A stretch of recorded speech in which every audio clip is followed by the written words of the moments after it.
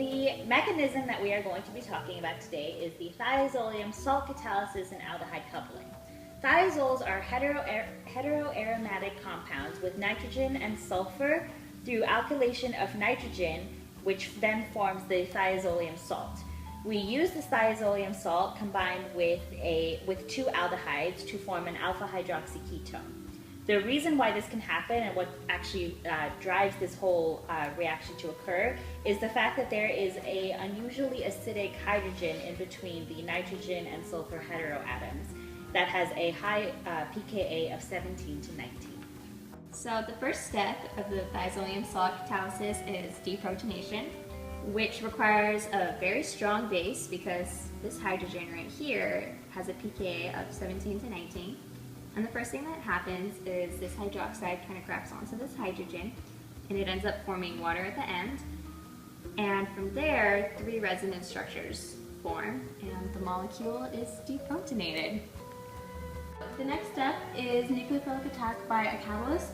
Right here you have the deprotonated thiazolium salt, which attacks the carbonyl and then pushes up its electrons to the oxygen, which then you get this oxygen, which is protonated by the water and which pushes off the hydroxide, and you end up with this intermediate plus hydroxide. The next step is to form a masked acyl anion, and the reason for this is the masked acyl anion is more stable than the current intermediate that we have. So in order to do this, we use the hydroxide group to deprotonate the hydrogen from the previous intermediate. And then we get these 2 resonance structures. We can go from this resonance structure to this resonance structure by having the carbon donate its lone pair of electrons to form the double bond over here.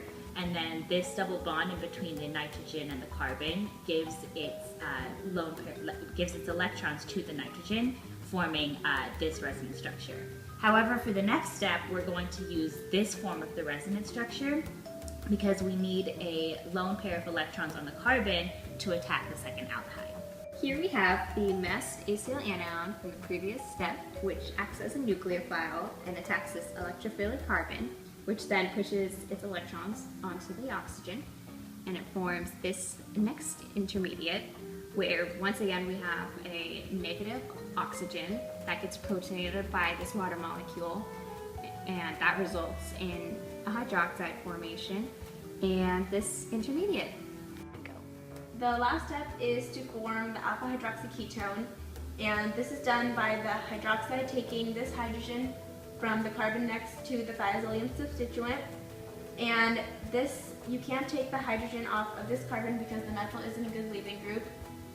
So now you have an oxygen with a negative, so you form a double bond kicking off the thiazolium substituent, and this thiazolium substituent becomes what you had in the very beginning, which is why it's a catalyst, and you're also left with an alpha hydroxy ketone plus water.